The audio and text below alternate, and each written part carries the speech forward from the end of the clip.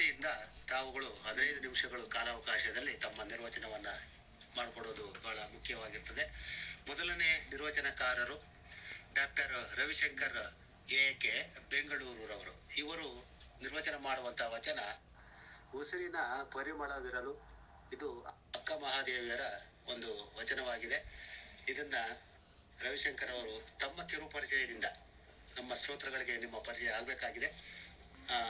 ಪರಿಚಯದೊಂದಿಗೆ ತಮ್ಮ ನಿರ್ವಚನೆಯನ್ನು ಪ್ರಾರಂಭ ಮಾಡಲಿ ಅಂತೇಳಿ ನಿಮಗೆ ನಾನು ಸ್ವಾಗತ ಮಾಡ್ತಾ ಇದ್ದೀನಿ ಬೆಂಗಳೂರಿಗೆ. ಎಲ್ಲ ಶರಣ ಬಂಧುಗಳಿಗೆ ನಮಸ್ಕಾರ. ಇಲ್ಲಿ ಇದೊಂಥರ ಯಾವಾಗಲೂ ನಾನು ಕಳೆದ 92 ಸಂಚಿಕೆಯಲ್ಲಿ ಅನಿಸುತ್ತೆ ನಾನು ಉಪನ್ಯಾಸ ನೀಡುವಾಗ ಕೂಡ ಹೇಳಿದ್ದೆ, ನಾನು ಈಗಾಗಲೇ ಇದರಲ್ಲಿ ಒಮ್ಮೆ ಉಪನ್ಯಾಸ ನೀಡಿದ್ದೇನೆ. ಇದು ನನ್ನ ಮನೆ ಅನ್ನೋ ಒಂದು ಖುಷಿ ಇದೆ. ಆತ್ಮೀಯರೇ, ಇದರಲ್ಲಿ ತುಂಬ ಶರಣ ಬಂಧುಗಳೊಂದು ಕೂಡಲ ಸಂಗಮದಂತೆ ಸೇರಿಕೊಳ್ತೀರಿ, ಹಿರಿಯರಿದ್ದೀರಿ. ಬಹಳಷ್ಟು ಈ ವಚನ ಸಾಹಿತ್ಯವನ್ನು ಅತ್ಯಂತ ಅರ್ಥಪೂರ್ಣವಾಗಿ ಗ್ರಹಿಸಿರೋರು ಇದ್ದೀರಿ. ಇದರ ನಿಮ್ಮ ಎದುರಿಗೆ ನಮ್ಮಂತಹ ಕಿರಿಯವ್ರನ್ನ ಜೊತೆ ಮಾಡಿಕೊಳ್ಳುವಂತಹದ್ದು ಅತ್ಯಂತ ಖುಷಿ ಕೊಡೋ ವಿಚಾರ. ಎಲ್ಲರಿಗೂ ಕೂಡ ನಾನು ವಂದನೆಗಳನ್ನ ಸಲ್ಲಿಸ್ತಾ ನಾನಿವತ್ತು ವಚನ ನಿರ್ವಚನ ಕಾರ್ಯಕ್ರಮವನ್ನು ಪ್ರಾರಂಭ ಮಾಡ್ತಾ ಇದ್ದೇನೆ. ಬೇಂದ್ರೆ ಗಂಗಾವತರಣ ಪದ್ಯದಲ್ಲಿ, ಗಂಗಾವತರಣ ಸಂಕಲನದಲ್ಲಿ ಒಂದು ಪ್ರಾರ್ಥನೆಯ ಒಂದು ಪದ್ಯವನ್ನು ಹೇಳ್ತಾರೆ. ಲೇಸೆ ಕೇಳಿಸಲಿ ಕಿವಿಗೆ, ನಾಲಗೆಗೆ ಲೇಸೆ ನುಡಿದು ಬರಲಿ, ಲೇಸೆ ಕಾಣಿಸಲಿ ಕಣ್ಣಿಗೆ, ಜಗದಲ್ಲಿ ಲೇಸೆ ಹಬ್ಬುತ್ತಿರಲಿ, ಲೇಸೆ ಕೈಗಳಿಂದಾಗುತ್ತಿರಲಿ, ತಾಬರಲಿ ಲೇಸೆ ನುಡಿದು ನಡೆದು, ಲೇಸನುಂಡು ಲೇಸನುಸುರಿ, ಇಲ್ಲಿರಲಿ ಲೇಸೆ ಮೈಯ ಪಡೆದು ಅಂತ. ಇದು ಯಾಕೆ ಈ ಪ್ರಾರ್ಥನೆಯ ಮೂಲಕ ನಾನು ಪ್ರಾರಂಭ ಮಾಡಿದೆ ಅಂದರೆ, ಎಲ್ಲೋ ಒಂದು ಕಡೆ ಇವತ್ತಿನ ವಚನಕ್ಕೆ ಅದು ತುಂಬ ಹತ್ತಿರ ಇದೆ ಅನ್ನೋ ಒಂದು ಕಾರಣಕ್ಕಾಗಿ, ಮತ್ತು ಬೇಂದ್ರೆ ನನ್ನ ಇಷ್ಟದ ಕವಿ. ಆತ್ಮೀಯರೇ, ನಾನು ಡಾಕ್ಟರ್ ರವಿಶಂಕರ್ ಏಕೆ, ತುಮಕೂರು ಜಿಲ್ಲೆಯ ಗುಬ್ಬಿ ತಾಲೂಕಿನ ಹಳಿಲಘಟ್ಟದವನು. ಈಗ ಸದ್ಯ ಬೆಂಗಳೂರಿನ ಕ್ರಿಸ್ತು ಜಯಂತಿ ಕಾಲೇಜಿನಲ್ಲಿ ಕನ್ನಡ ಅಧ್ಯಾಪಕನಾಗಿ ಕೆಲಸ ಮಾಡ್ತಾ ಇದ್ದೇನೆ. ಗೂಗಲ್ಗೆ ಹೋಗಿ ಜೀವನ ಪ್ರೀತಿ ಅಂತ ಟೈಪ್ಸಿದ್ರೆ ಅಥವಾ ರವಿಶಂಕರ ಏಕೆ ಅಂಕುರ ಅಂತ ಟೈಪ್ಸಿದ್ರೆ ಸಂಪೂರ್ಣ ನನ್ನ ಎಲ್ಲ ಮಾಹಿತಿಗಳು ಕೂಡ ಲಭ್ಯ ಆಗ್ತವೆ ಅಂತ ನಾನು ಭಾವಿಸಿ ನಿಮಗೆಲ್ಲರಿಗೂ ಸರಳವಾಗಿ ನಾನು ಪರಿಚಯ ಮಾಡಿಕೊಡ್ತಾ ಇದ್ದೇನೆ. ನಾನು ಇದುವರೆಗಿನ ಒಂದು 10 ಕೃತಿಗಳು, ಸಂಪಾದನೆ ಎಲ್ಲ ಸೇರಿ ಒಂದು 20 ಕೃತಿಗಳ ಸಾಹಿತ್ಯ ಸೇವೆ, ಅದು ಓದುವಂತಹ ಕೆಲಸದಲ್ಲಿ ನನ್ನ ಸಾಹಿತ್ಯ ಸೇವೆ ಅಥವಾ ಒಂದು ಅಕಾಡೆಮಿಕ್ ಕಾರ್ಯನೂ ಹೌದು.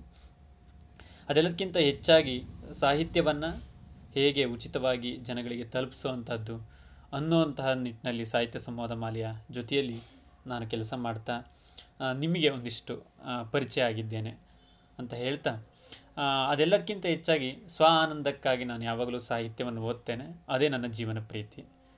ಇಷ್ಟು ಹೇಳಿ ನನ್ನ ಇವತ್ತಿನ ವಚನ ನಿರ್ವಚನಕ್ಕೆ ಆಯ್ಕೆ ಮಾಡಿಕೊಂಡಿರುವ ವಚನ, ಉಸುರಿನ ಪರಿಮಳವಿರಲು ಕುಸುಮದ ಹಂಗೆ ಕೈಯ, ಕ್ಷಮೆ ದಮೆ ಶಾಂತಿ ಸೈರಣೆ ಇರಲು ಸಮಾಧಿಯ ಹಂಗೆ ಕೈಯ, ಲೋಕವೇ ತಾನಾದ ಬಳಿಕ ಏಕಾಂತದ ಹಂಗೆ ಕೈಯ. ಚನ್ನಮಲ್ಲಿಕಾರ್ಜುನ.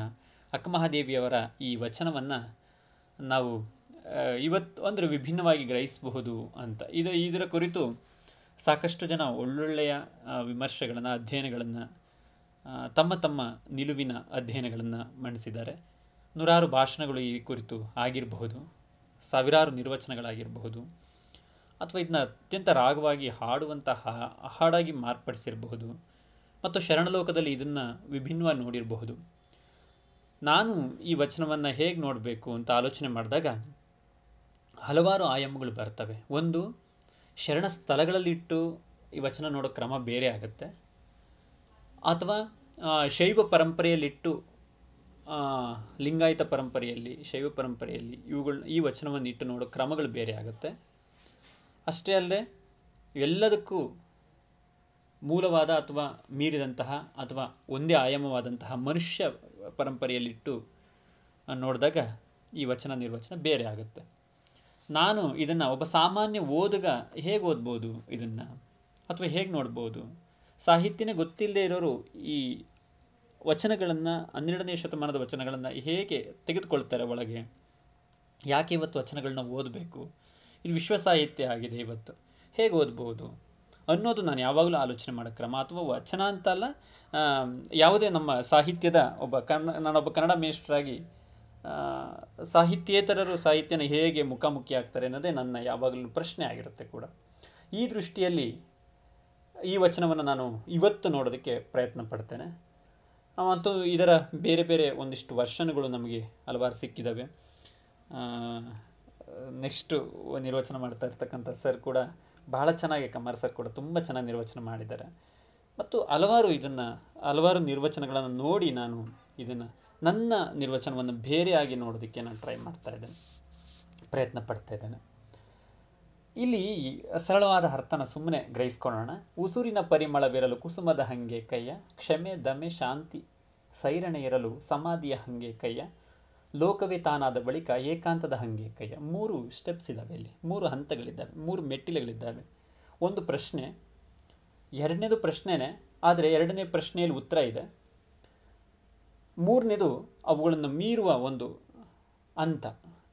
ಈ 3 ಹಂತಗಳು ಇಲ್ಲಿ ಕಂಡು ಬರ್ತವೆ. ಅಂದರೆ ಓವರಾಲ್ ಬೌಂಡ್ರಿ ಅಂತ ಏನು ಕರಿತೀವಿ, ಆ ಬೌಂಡ್ರಿ.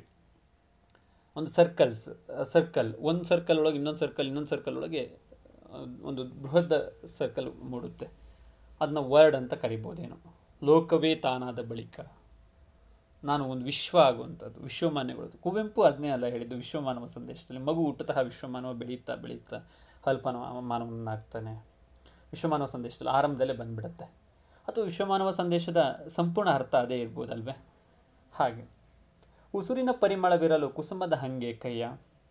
ಇದನ್ನು ವೈಜ್ಞಾನಿಕ ಒಂದಿಷ್ಟು ಆಲೋಚನೆ ಮಾಡೋಣ, ವೈದ್ಯಕೀಯವಾಗಿಯೂ ಆಲೋಚನೆ ಮಾಡೋಣ. ಮಾಡಿದಾಗ ನಮಗೆ ಅರ್ಥಗಳು ಬೇರೆ ಬೇರೆವೇ ಸೃಷ್ಟಿಗೊಳ್ತವೆ. ಸರಳವಾಗಿ ಅರ್ಥ ಮಾಡೋದಾದರೆ, ಉಸುರಿನ ಪರಿಮಳ, ನಮ್ಮ ಉಸಿರಾಟದ ಪರಿಮಳ ಪರಸ್ಪರ ಒಬ್ಬರನ್ನೊಬ್ಬರು ಅರ್ಥ ಮಾಡಿಕೊಂಡ್ರೆ, ನಮ್ಮನ್ನು ಅರ್ಥ ಮಾಡ್ಕೊಳೋದಕ್ಕೆ, ನಮ್ಮನ್ನು ಪರಸ್ಪರ ನಾವು ನಿಮ್ಮನ್ನು ನೀವು ನಮ್ಮನ್ನು ಅರ್ಥ ಮಾಡ್ಕೊಳೋದಕ್ಕೆ ಇನ್ನೊಬ್ಬರ ಹೇಳಿಕೆ ಬೇಕಿಲ್ಲ ಅಂತ.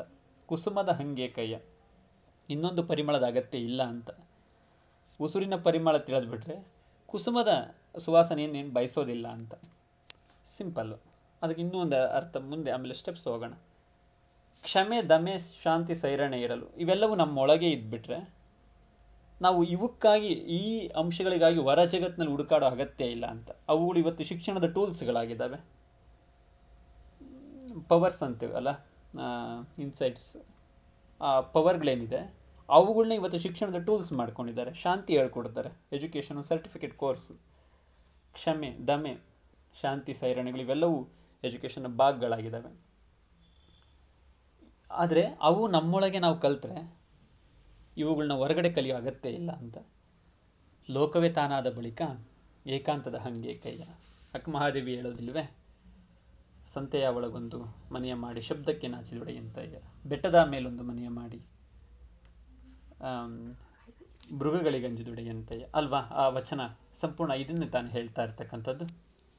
ಅಂದರೆ ನಾನು ಯಾಕೆ ಈ ವಿಚಾರವನ್ನು ಇಲ್ಲಿ ಎತ್ಕೋತಾ ಇದ್ದೀನಿ ಅಂದರೆ, ಅಕ್ಕ ಮಹಾದೇವಿ ಇಡೀ 432 ವಚನಗಳಲ್ಲಿಯೂ ಹೇಳಿದ್ದು ಇದೇ ಅಂತರಂಗ ಮತ್ತು ಬಹಿರಂಗದ ತೊಳಲಾಟದ ಒಂದು ವಿಭಾಗೀಕರಣನೇ, ಬೇರೇನೇ ಅಲ್ಲ, ಬೇರೆ ಯಾವ ವಿಚಾರವೂ ಅಲ್ಲ.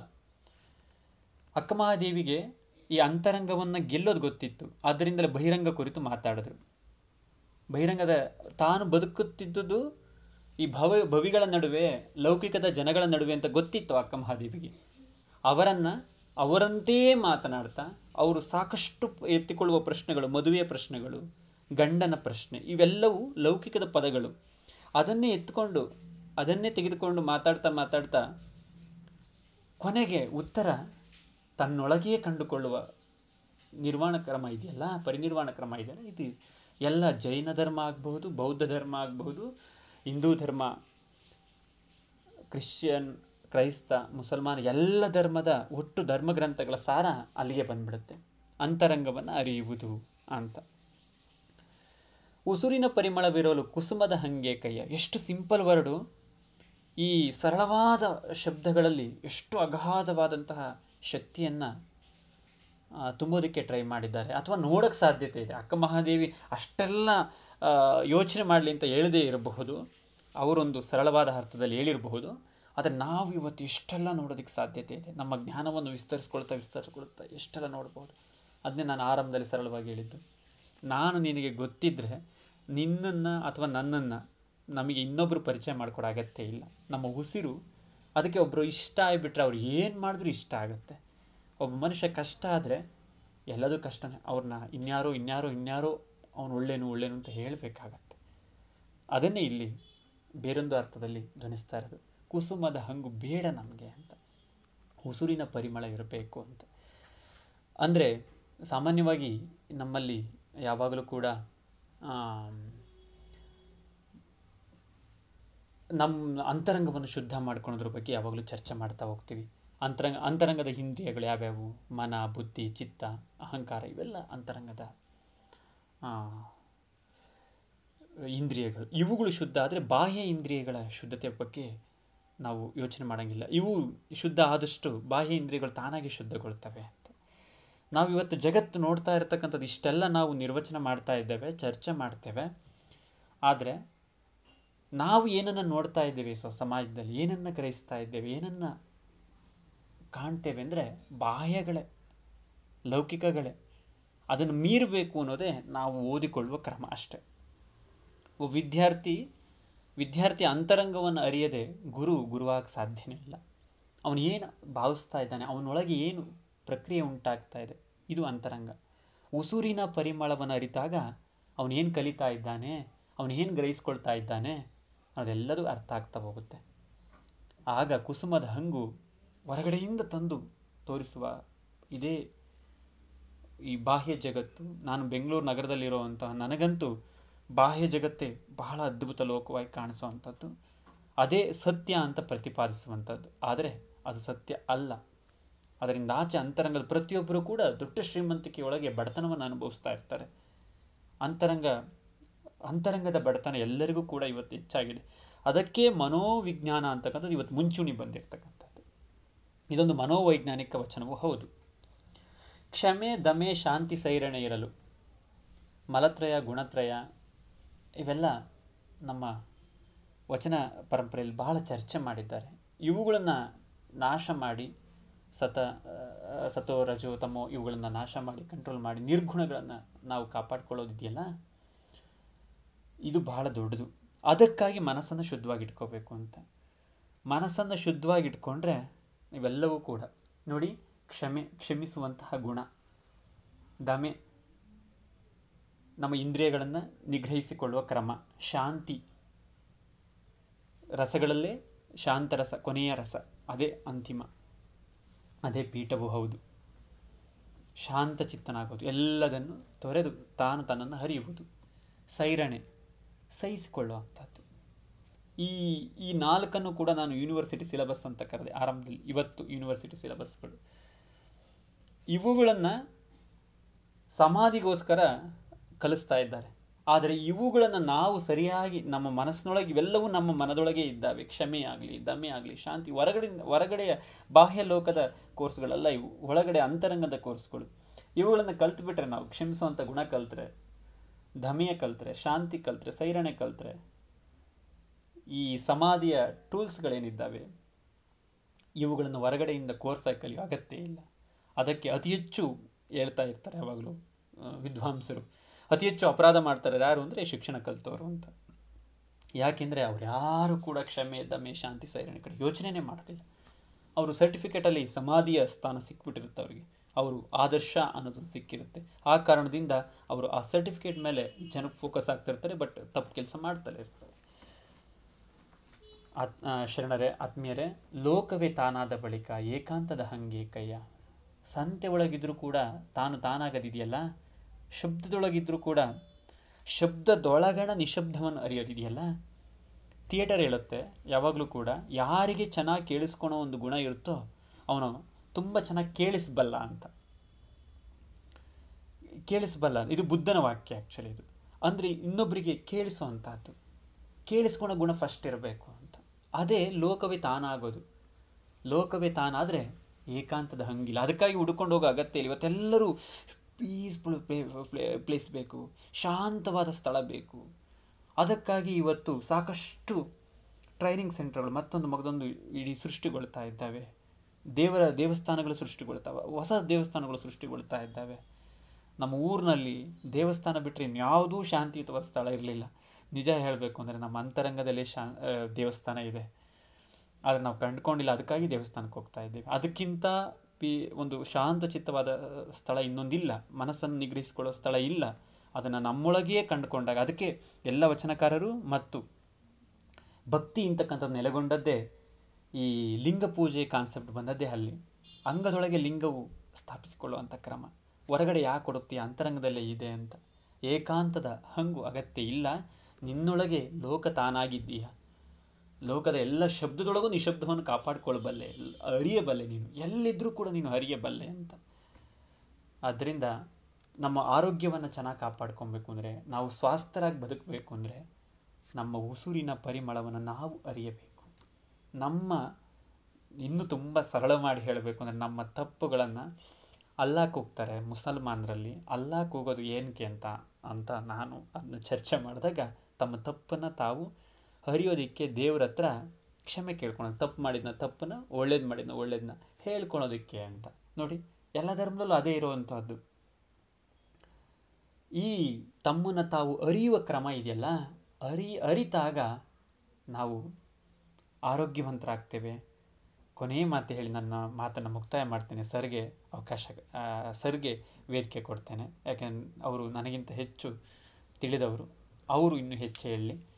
ವೈದ್ಯರು ನಮ್ಮ ನಾಡಿಯನ್ನು ಮಿಡಿದಾಗ ಅರ್ಧ ಕಾಯಿಲೆಗಳು ವಾಸಿ ಆಗ್ತವೆ. ಅಂದರೆ ನಮಗೊಂದು ಮನೋಸ್ಥೈರ್ಯ ಉಂಟಾಗುತ್ತೆ, ನಮಗೆ ವೈದ್ಯರು ನಮ್ಮನ್ನು ಮುಟ್ಟಿದ್ದಾರೆ ಅಂತ. ಇನ್ಯಾರು ಮುಟ್ಟಿದ್ರೂ ವಾಸಿ ಆಗೋದಿಲ್ಲ. ಇದೇ ಉಸುರಿನ ಪರಿಮಳವೇ, ಅಂದರೆ ತಮ್ಮನ್ನು ತಾನು ಅರಿಯುವುದು. ತಮ್ಮನ್ನು ತಾನು ಅರಿತಾಗ ಬಾಹ್ಯ ಅರಿವುಗಳ ಅಗತ್ಯ ಇಲ್ಲ. ಮತ್ತೊಂದು ಮಗದೊಂದು ನಮ್ಮನ್ನು ನಾವು ಅರಿಬೇಕು. ಆಗ ಆ ಶಕ್ತಿ ಇಂಥ ಶಾಂತವಾದ ಸ್ಥಳಗಳಲ್ಲಿ ನಮ್ಮ ಚಿತ್ತವನ್ನು ನಿಗ್ರಹಿಸಿಕೊಳ್ಳೋದಕ್ಕೆ ಅವಕಾಶ ಆಗ್ತಾ ಹೋಗುತ್ತೆ. ಸಾಧ್ಯ ಆದಷ್ಟು ನಮ್ಮ ಅಧ್ಯಯನಗಳು, ನಮ್ಮ ಆಲೋಚನೆಗಳು, ಕೇಳಿಸಿಕೊಳ್ಳುವ ಕಿವಿ, ನುಡಿಯುವ ಮಾತು ಇವೆಲ್ಲವೂ ಕೂಡ ಲೇಸಾಗಿದ್ದರೆ ನಮಗೆ ನಮ್ಮೊಳಗೆ ಒಂದು ಲೋಕ ತಾನಾಗುತ್ತೆ. ಏಕಾಂತದ ಅಗತ್ಯ ಇರೋದಿಲ್ಲ, ಸಮಾಧಿಯ ಹಂಗಿರೋದಿಲ್ಲ, ಕುಸುಮದ ಹಂಗಿರೋದಿಲ್ಲ. ಎಲ್ಲವೂ ಕೂಡ ನಮ್ಮೊಳಗೆ ಇರ್ತವೆ. ಆದ್ದರಿಂದ ಉಸುರಿನ ಪರಿಮಳ ಇರುವಾಗ ಕುಸುಮದ ಹಂಗು ಅಗತ್ಯ ಇಲ್ಲ. ನಮ್ಮೊಳಗೆ ಕ್ಷಮೆ, ದಮೆ, ಶಾಂತಿ, ಸೈರಣೆ ಇರುವಾಗ ಸಮಾಧಿಯ ಹಂಗು ನಮಗಿಲ್ಲ.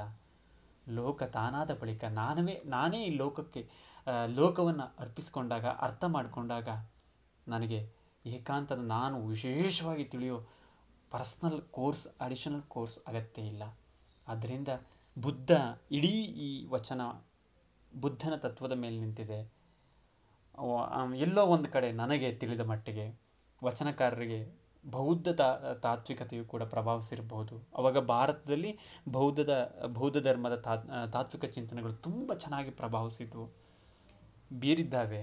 ಅದರ ಆಧಾರದ ಮೇಲೆಯೂ ಕೂಡ ಈ ವಚನಕ್ಕೆ ಪುಷ್ಟಿ ಸಿಕ್ಕಿದೆ, ಅಥವಾ ಅಕ್ಕನ ವಚನಗಳಿಗೆ ಪುಷ್ಟಿ ಸಿಕ್ಕಿದೆ ಅಂತ ಹೇಳ್ತಾ ನನ್ನ ಮಾತುಗಳನ್ನು ಮುಗಿಸ್ತಾ ಇದ್ದೇನೆ. ನಮಸ್ಕಾರ. ಧನ್ಯವಾದಗಳು. ಡಾಕ್ಟರ್ ರವಿಶಂಕರ್ ಹೇಗೆ ಬೆಂಗಳೂರಿನವರು, ಚಿಕ್ಕ ವಯಸ್ಸಿನವರಾಗಿದ್ದರು.